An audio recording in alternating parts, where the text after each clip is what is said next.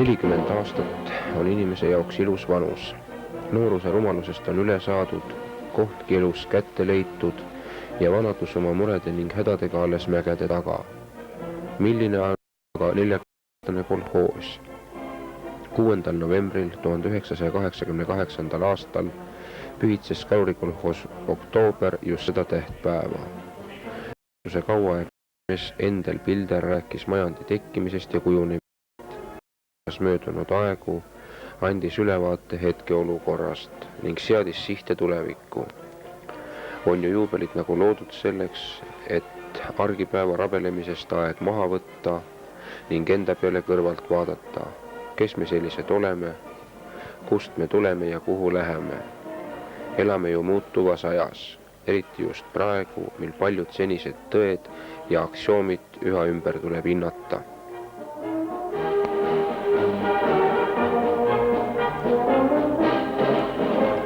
Kõigi väärtuste aluseks on töö. See rutiinne igapäevane töö, mis täidab elu päev päeva ja aasta järel.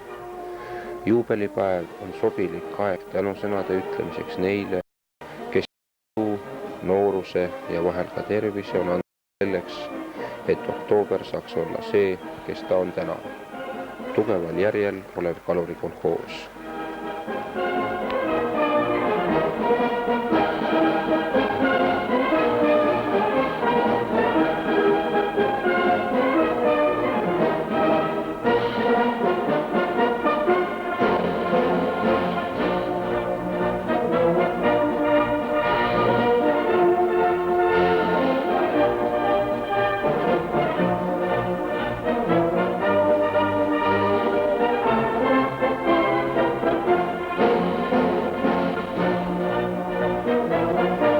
Tähtpäeva puhul on tulnud külalisi õnnitlejaid lähedalt kaugelt. Siin on naabreid, kolleege, koostööpartnereid, häid sõpru ja tuttavaid.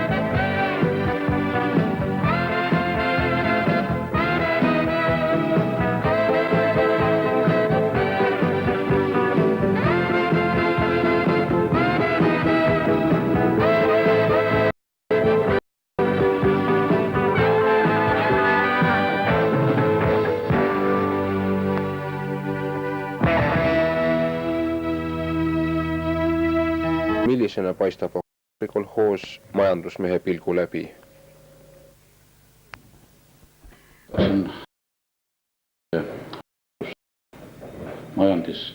Majandusorganisatsiooni. Tegemist on ligi 2000 inimesega, kelle käsutuses on 30 miljoni rubla eest mitmesuguseid tusi, kellel on õigus püüda aastas 5000 tonni kala ja kasutada 4500 hektarit maad. Nende ja mõningate ressurssidega me toodame aastas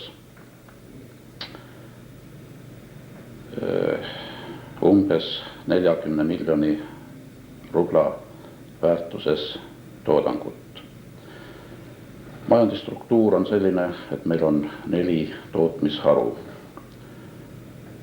Kalapüük, kalatöötlemine, põllumajandus ja abitootmine. Need harud andsid 1988. aastal 40 miljoni rubla eest toodangut. Kõige suurem on kalatöötlemisharu. Tema toodang moodustas majandi üldisest kogu toodangust 55%. Kalapüük moodustab 4%, põllumajandus 10% ja abitootmine 31%. Majand on tekkinud ja kujunenud selliseks, nagu ta täna on, väliskeskkonnaga kohandumise tulemusena. Selle väliskeskkonna elementideks on olnud voluntarism, käsumajandus, meelevaldsed hinnad. Siiski on meie töötajatel jätkunud eneseteostuse soovi ja jõudu luua tervikuna edukalt töötav majandusorganisatsioon. Muidugi jätkub siin ka piisavalt probleeme. Mõni sõna meie majandusharude iseloomustuseks. Need napilt 5000 tonni kala, mida me igal aastal võime püüda, on meie jaoks tähtis ressurss. Samal ajal ei vasta see kogus meie püügivõimsusele, mis on tunduvalt suurem. Probleem on üle-eestiline. Eesti kalurid püüavad kala ookeanil, sest nende oma kala püüavad millegipärast need, kellel meie vetes rannajoone järgi sugugi nii palju püüda ei oleks. Hoopis nemad võiksid ookeanil püüda ja meile jätkuks tööd oma meres. Probleemne on ka kalapüügi majanduslik külg. Ühelt poolt kala ja teiselt poolt kõige muu kalapüügil vaja mineva hinnad on niisugused, et ainult kalapüügiga tegelev majand enam normaalselt eksisteerida ei saaks. Nende ja muude tegurite tõttu on järjepidevus kalapüügil katkemise ohus. Kuna toorkala kogus on piiratud, siis suures osas määrab meie jõukuse ära see, kui palju me sellest kalakogusest oskame raha välja võtta. Kui 1 tsentneri toorkala hind on 28 rubla, siis töödeldud kujul me saime möödunud aastal 1 tsentnerist toorkalast toodangut 205 rubla eest. Seega siis üle 7 korra rohkem. Toorkala kasutamise majandusliku efektiivsuse seisukohalt me oleme olnud juba aastaid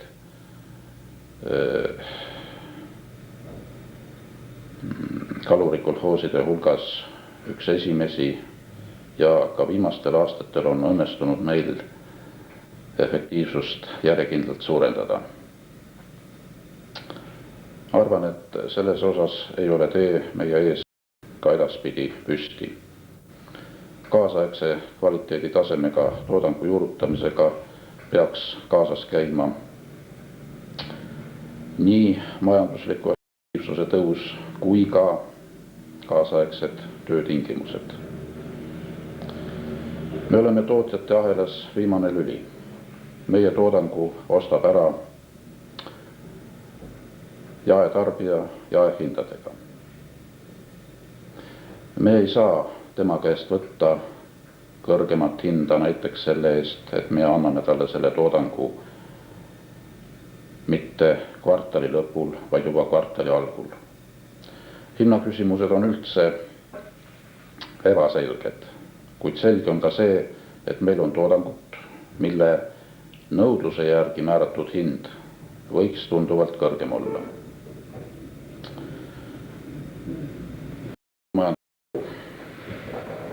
On kalurikolhoosis suhteliselt lühikest aega, 1982. aastast alates, mil kalurikolhoosiga liitus Kurtna sovhoos, kus sotsialistlik suurtootmine oli nii häid tulemusi andnud, et see majand anti meile tasuta üle. Majanduslikus mõttes on põllumajandusaru vanker kraavis siiamaani. Me ei tee endale erilisi etteheiteid sellepärast, et me pole suutnud vankrit kraavist välja tuua, sest me pole teda ka sinna ajanud. Oleme põllumajandust aidanud kapitaalmõõtustega ja üldse rahaga, kuid asja oluliselt muuta saavad vaid seal töötavad inimesed ise. Abitootmisaru on kujunenud selliseks, nagu ta on just väliskeskkonna mõjul. Siin on ettevõtteid, mida me peame omama selle tõttu, et vastavaid teenuseid pole meile vajaliku kvaliteediga kõrvalt võimalik saada. Näiteks automajand, ehitusvalitsus, mittestandardseid seadmeid valmistavad töökojad või on kõrvalt tellitavate teenuste hind liiga kõrge, näiteks laevaremont. Osa ettevõtteid töötavad eesmärgi suurendada majandi tulukust mitte läbi põhitootmisharude, vaid otseselt kaubatoodangut tootes, näiteks elektroonikatsehh.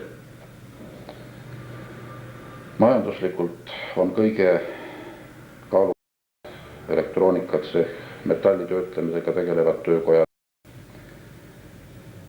Kõige tähtsama koha meie majanduses tõotab omandada praegu käiku antav plekkkarbi tsehh. Meie kõigi majandusharude töö tulemusena läheneb aastane puhastulu 10 miljonile rublale. Puhastulu suuruselt oleme Eesti kalurikolhooside hulgas ühe töötaja kohta arvestatuna teisel kohal. Siinkohal tahaksime teile näidata konkreetselt, kuidas me raha teeme.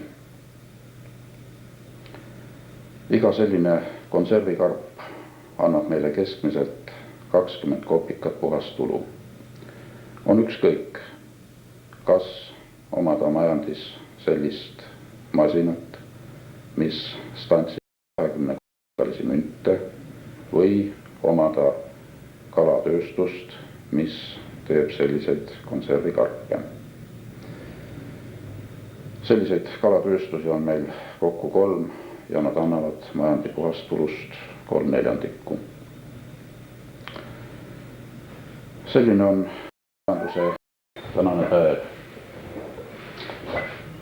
Me töötame eesmärgiga suurendada seda osa, nimelt kogutulu või rahvatulu. Ja ka sellelt skeemilt on näha, et selleks on mitmeid võimalusi. Esiteks võib suurendada seda osa toodangu väljalaset. Teiseks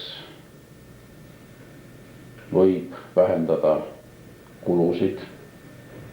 Kõik need teed viivad kogutulu suurenemisele. Meie põhiprobleemiks ongi täna see, kuidas suurendada majandi jõukust. Näeme siin kahte võimalust. Püüame rakendada võtmeisikutele selliseid töötasusüsteeme, mis seostavad töötasu lõpptulemuse muutumisega, kusjuures lõpptulemuse all me mõistame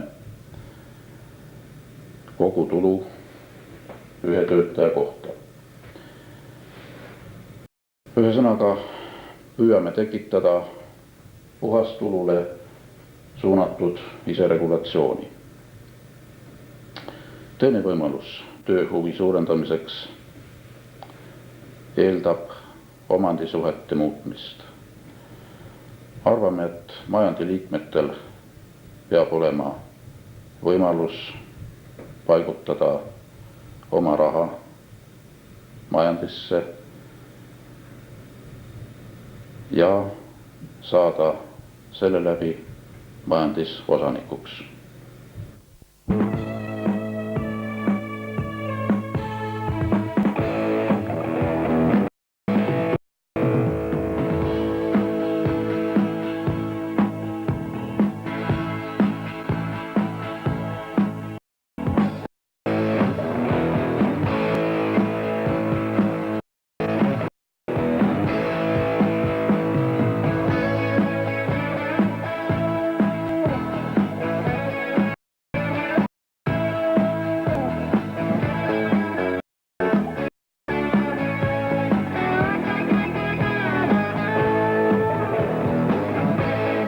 Niiviisi on põhjarannikul kala püütud iidsetest aegadest.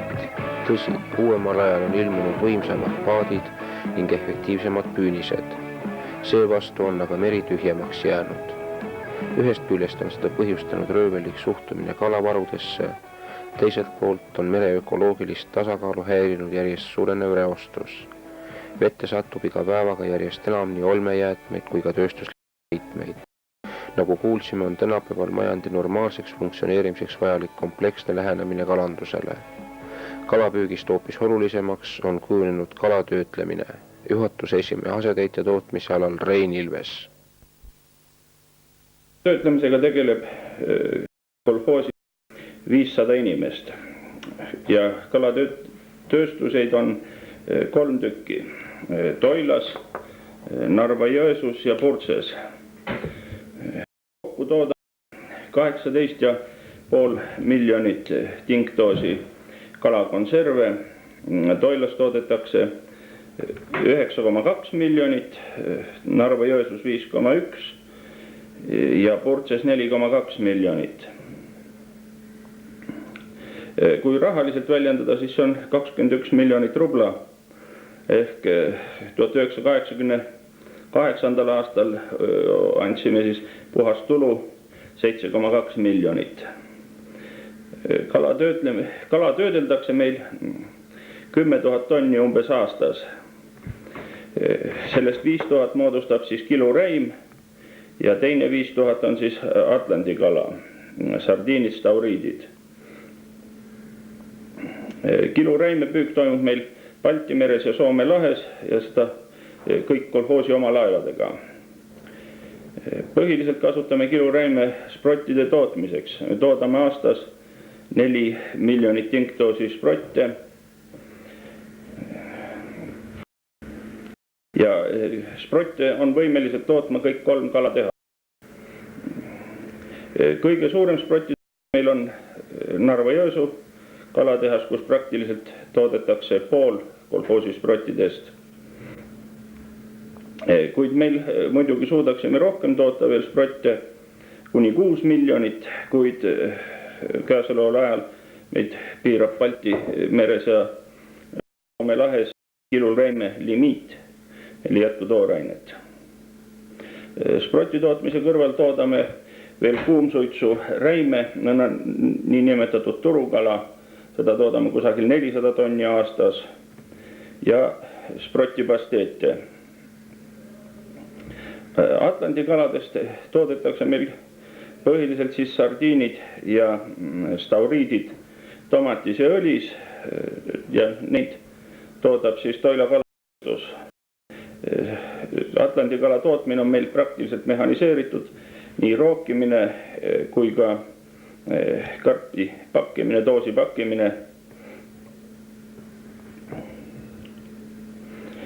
Toilas alustati ka täna aasta stauriidiõli tootmist, mis on tarbija poolt väga nõutav toode ja väga kõrge rentaablusega.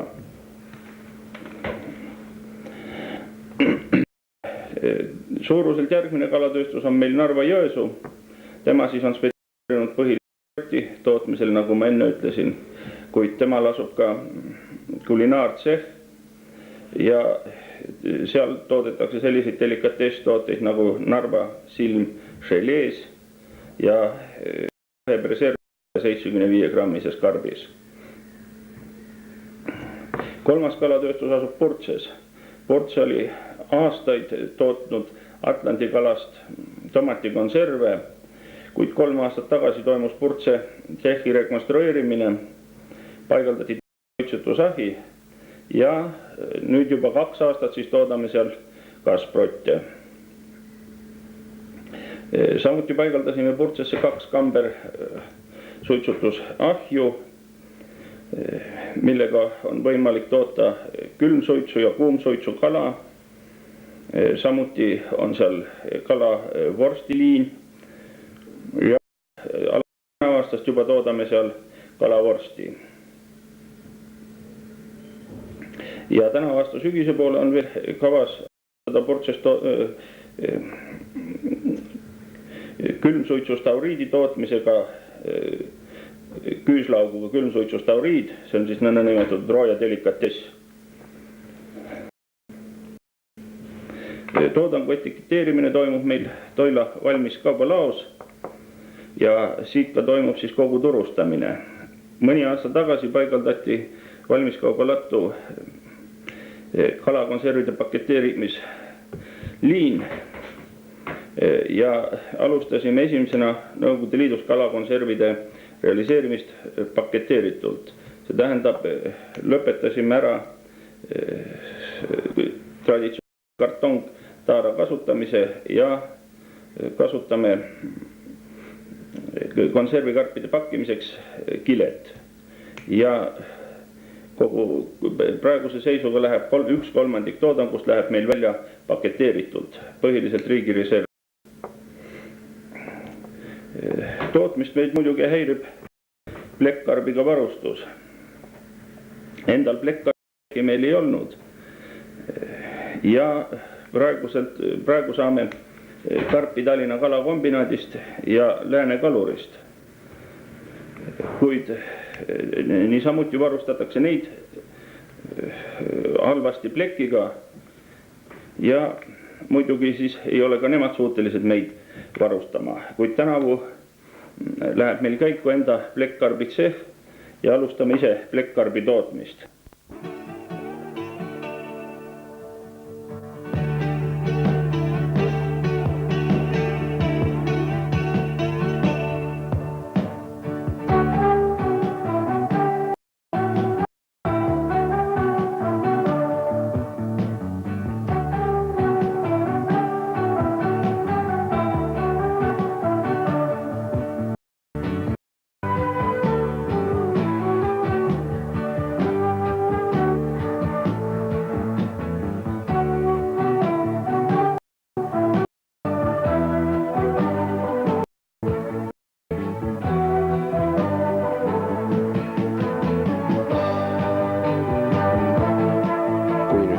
karbis kastis on järgmiseks oluliseks sammuks see maha müüa. Turustusosakonna juhataja Eldur Kaupmees, kellele ja kuhu ning kui suures mahus toimub toodangu realiseerimine. 18 miljonist müüme järgi 1 miljoni osa jääb vabariiki, umbes 3 miljonit müüme sotsialismimaadesse ja ülejäänud läheb nii-öelda suurele turule mööda Nõukogude Liitu laiali. Eksporti põhimõtteliselt me müüme Tšehhoslovakkiasse, Poolasse, Rumeeniasse ja toodang läheb linna on sardiin tomatis, sardiinõlis, stauriit tomatisõlis ja muidugi vähesel määral ka sprotte ja sprotipasteeti. Aga Nõukogude Liitu laeme me Tallinnast Vladivostokini, muidugi kõige suurema osa sellest me laeme Euroopa, Nõukogude Liidu Euroopa osasse. Müük toimub müügikorraldustele ja oma ärajälgimise järgi võime me ainult müüa kusagil üleplaanilist toodangut, kuid isegi selle peale ei vaadata hästi. Kuid olemas on üks selline seadus, mis lubab müüa meil 5%, kuid see seadus on nii ära peidetud ja on ära peidetud nende inimeste poolt, kes on huvitatud, et meie müüksime vastavalt müügikorrastusele 100%. Ja veel, mis võib öelda muidugi, mis meil tulevikust muret ja mida me ootame suure sellise, et lähitulevikus saaks valmis Jõhvi jaamas uus laadimispunkt, mis muidugi teeks meie töö palju hõlpsamaks. Aga antud momendil võib öelda, et erilisi raskusi realiseerimisega ei ole. Eelnevatel aastatel kaubandustöötajate poolt tehtud vead on meil turg küllalt lai ja nõudmine on antud momendil isegi suurem, kui meie jõuame pakkuda.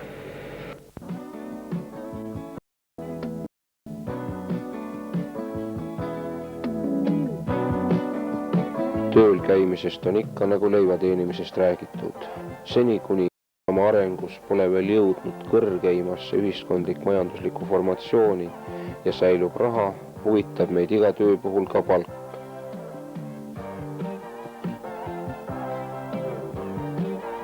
Töö- ja palgaosakonna juhataja Uno Säästla.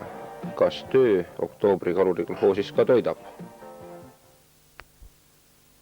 Kolhoosiku keskmine 1988. aasta palk oli 320 rubla 70 kopikat. Kas seda on vähe või palju? Seda on muidugi palju, kui arvestada, et ta ületab circa 1,5-kordselt vabariigi keskmise töötasu. Kui arvestada, et selle raha eest ei ole midagi praktilist osta. Teisest küljest ka küllalt vähe, kui arvestada sisuliselt rubla ostujõudu. Ja teine küsimus, et kas see palgatase on õigustatud? On küll, sellepärast, et see on saavutatud aasta-aastalt kasvas tempos, kus juures pidevalt on tööviljakus ennetanud palgakasvu.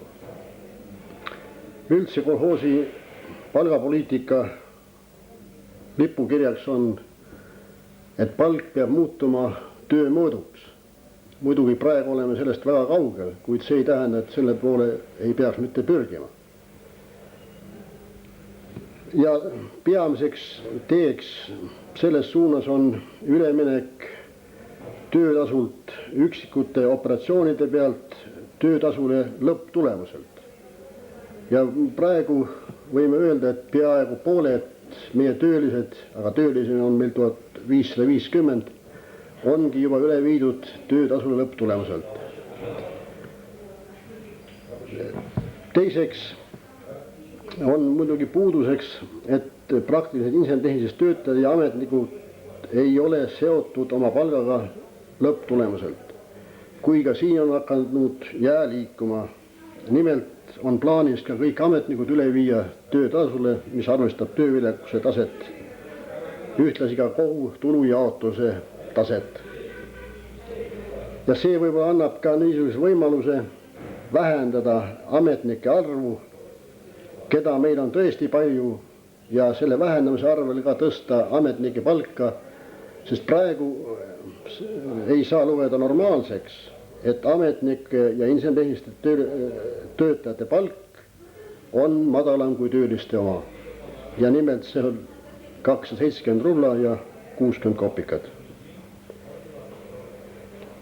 Eks aeg näitab, kuidas meil see kõik õnnestub.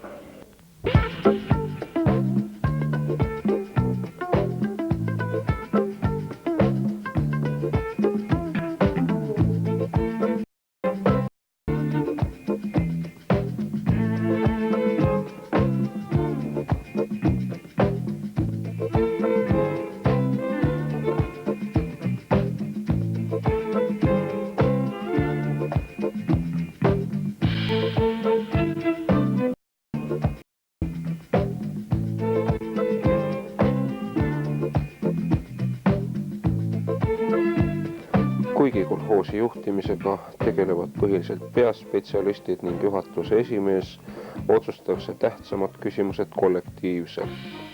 Juhatuse koosolekud toimuvad kord kuus, volinike koosolekud 2 korda aastas.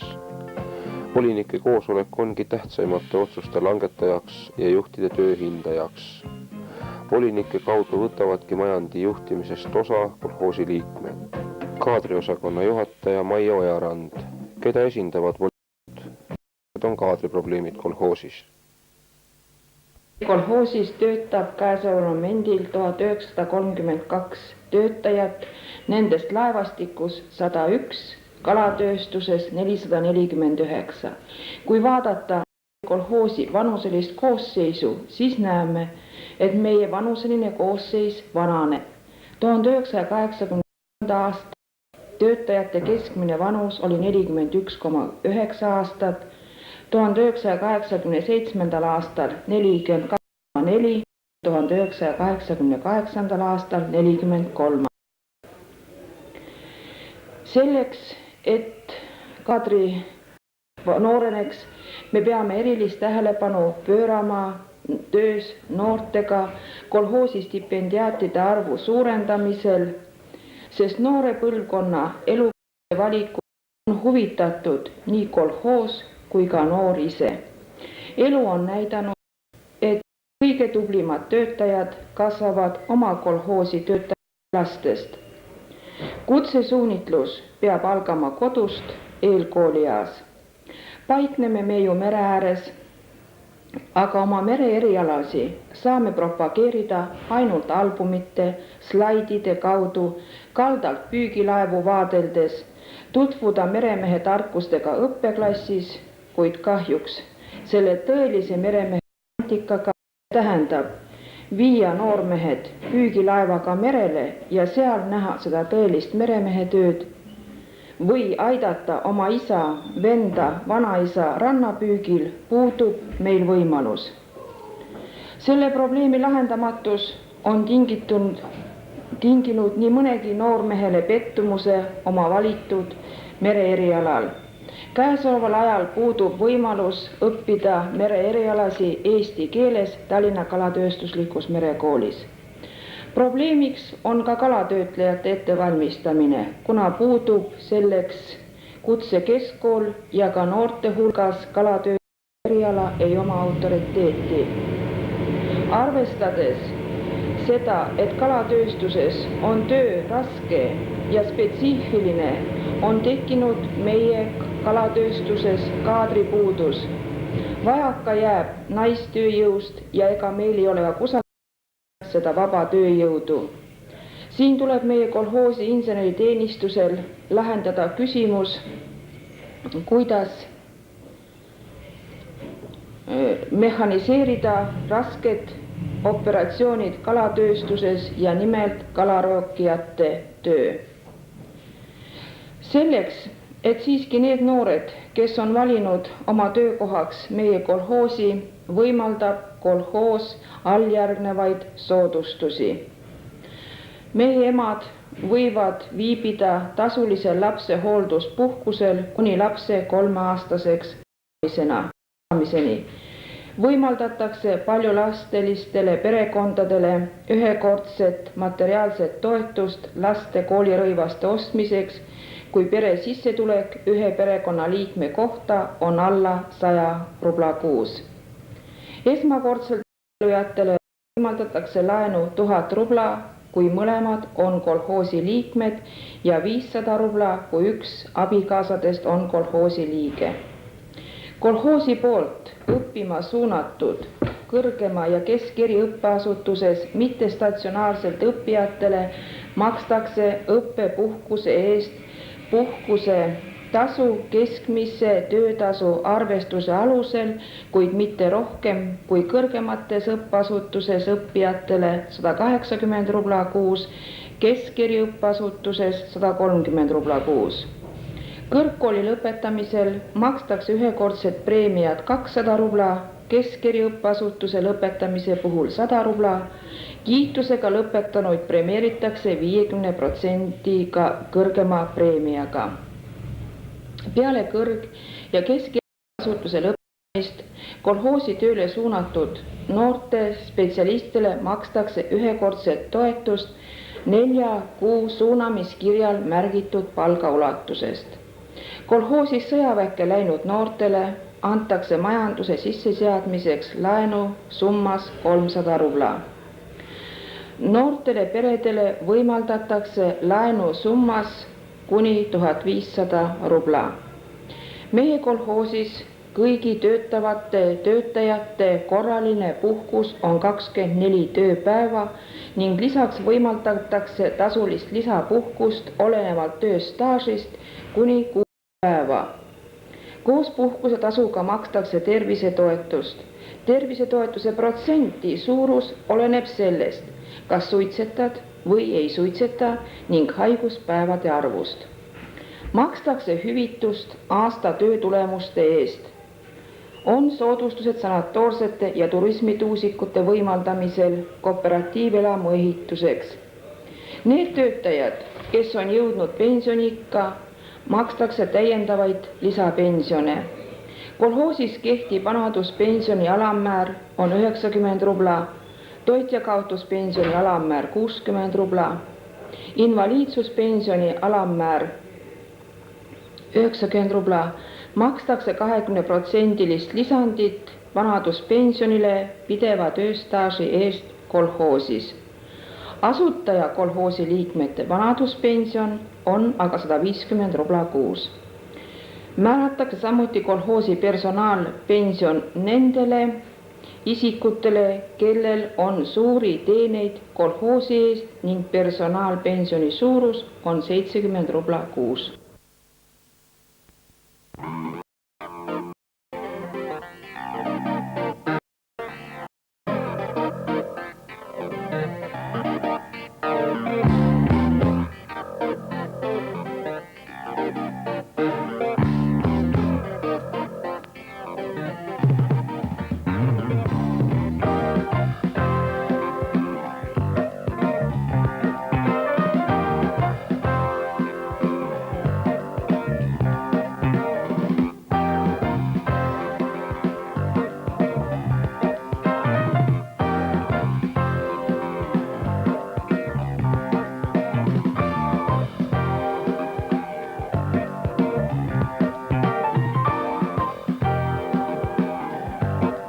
Nagu eespool kuulsime, tegeldakse kolhoosis lisaks põhitootmisharudele ka abitootmisega. On ju igas majapidamises üht-teist nokitsemist vajavat, mida omal juhul kiiremini ja odavamalt ära annab korraldada kui võõraid teeneid kasutades. Tootmisharudest on aga sedavõrd jalad alla saanud, et nende toodang ületab kaugelt oma tarviduse. Üheks selliseks on ka kalatööstuse remonditöökoda. Hendrik Kütis, millega tegelete? Meid on töögas 40 lukse, keevitajad, treialid ja töötame põhiliselt oleme siin kuskil kokku niimoodi kollektiiviks sulanud 80. 21. aastast. osa inimesi on tulnud juba Virulasest siin, põhiliselt sellest hakkaski selle meie nagu firma loomine ja Virulasest tuli 5 inimest siia, hakkasime oma korda maksma panema siin, siis tulid Kohtla-Järvelt toodi mehi juurde meile ja noh, niimoodi ongi kujunenud meie kollektiiv. Tegeleme kalatööstusseadmete valmistamisega põhiliselt. Algul muidugi oli põhiliselt ikka enda jaoks, enda tsehhides. Noh, eks praegu oli nüüd näha, mis me siin oleme jõudnud teha ja mis me ei ole jõudnud teha ja mis me võiks teha veel. Noh, oma tööde osa nüüd on viimastel aastatel jäänud vähemaks. Ta on nagu kuskil moodustab meil umbes üldplaanist. Üldplaan on kuskil enamasti viimastel aastatel on 500 000. No ja nüüd siis sellest moodustab üks 15-20% on jäänud nagu endale ainult. Noh, algul oli vast, ma arvan, et algusaastat oli teistpidi nagu see number. No ja nüüd on siis meil ülejäänud 60% või 80%, noh see on siis nüüd väljatööd siis, mis me teeme. Sellest jällegi ka, mitte kõik ei ole päris kalatööstusseadmed, aga no ikkagi enamus. Noh, põhiline, millega me oleme nagu endale turu leidnud, on liinid, pakid ja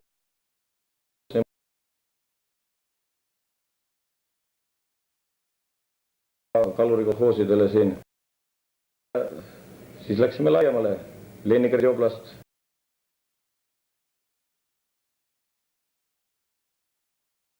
Ja sellel aastal on juba meil ka Kaug-Ida ja ka kuskil seal 150-200 000-ga. Muidugi nende kaugete tellijatega on üks häda, nemad on rohkem nagu saajad ainult. Meie siin lähemate tellijatega on ikka niimoodi, me teeme nende materjalist nagu ja ühesõnaga ei ole meil seda ärasaatmismuret ega midagi. Aga noh, kaugema tellijaga ongi see mure, et hakkab see sõda peale selle raudteega ja siis ei ole jälle rauda, keegi ei too meil millest seda teha ja nii et tulevikus ilmselt tuleb vist hakata loobuma nendest kaugetest tellijatest.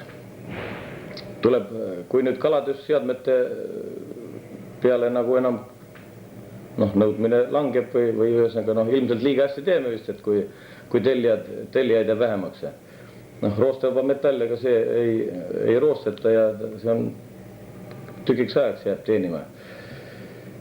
Aga tuleb leida vist ilmselt midagi muud sellist profiili, ühesõnaga vabariigi, et me saaks oma vabariigis, ühesõnaga vabariiki anda nagu oma töö ja vaeva. Ja noh, praegu muidugi meil on nüüd üks uus asi on juurde tulnud, on see lihatsehhide seadmed. Nüüd sellel aastal on meil niimoodi, et 15. augustiks me peame Pihkva oblastis valmistama Pihkva oblasti lihatsehhidele, 3 lihatsehhile, ühesõnaga seadmed monteerima, käiku laskma, nii et Pihkva inimesed saavad ka siis meie abiga kõhtu täita.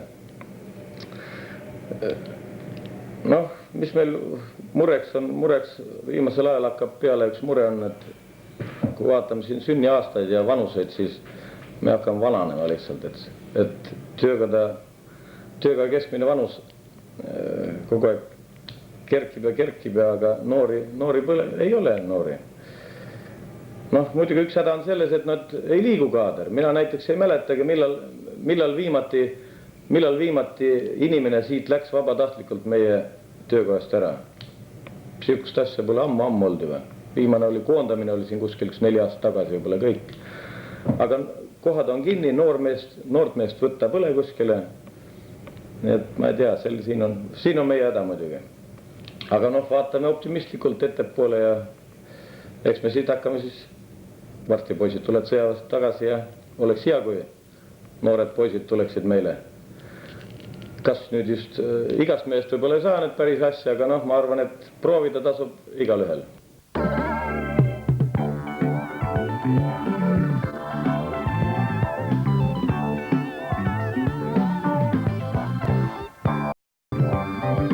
Teiseks selliseks valdkonnaks ükski majand eksisteerida ei saaks, on oma ehitusorganisatsioon.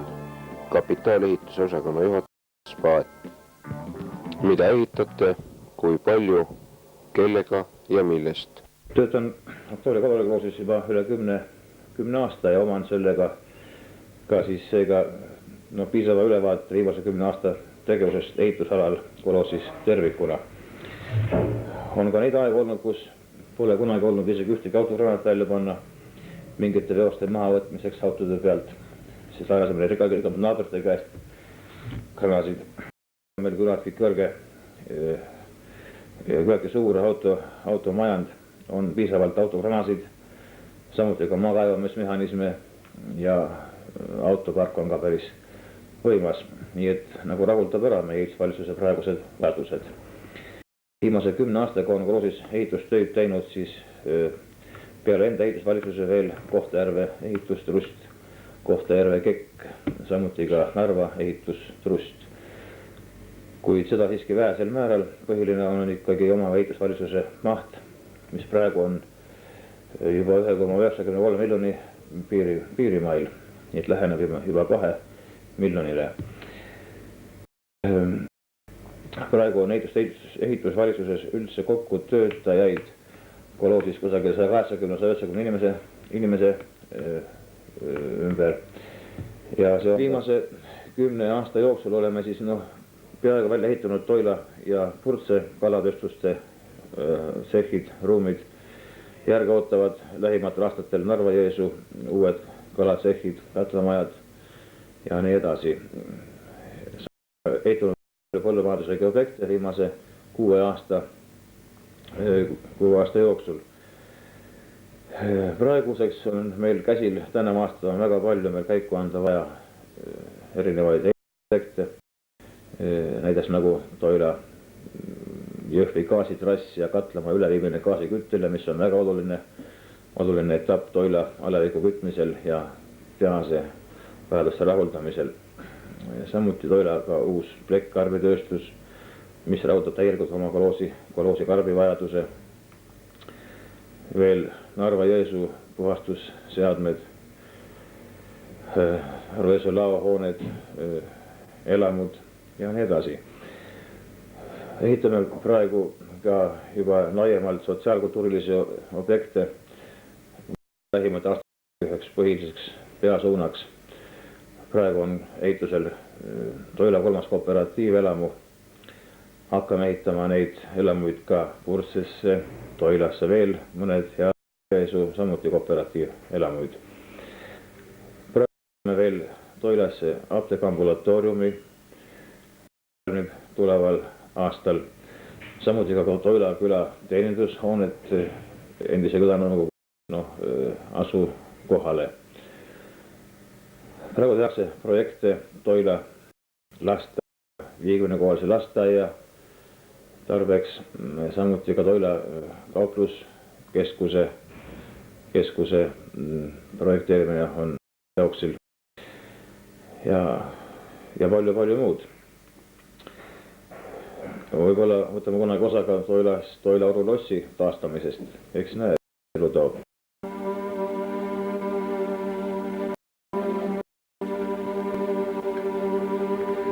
Film Sõlma kalurikolhoosi Oktoober kõiki tahke. Ta on vaid põgus püüe fikseerida 40 majandi põhilisi palgejooni. Ümmarguste tähtpäevade paiku on kombes aeg maha võtta pidada. Kust tulek, kuhu minek. Me elame muutuvas ajas ning just praegu toimub paljude seniste tõdede ümberhindamine. Et muutuvas maailmas edasi püsida, tuleb muutuda ka majandil. 40-aastane ollakse vaid kord elus.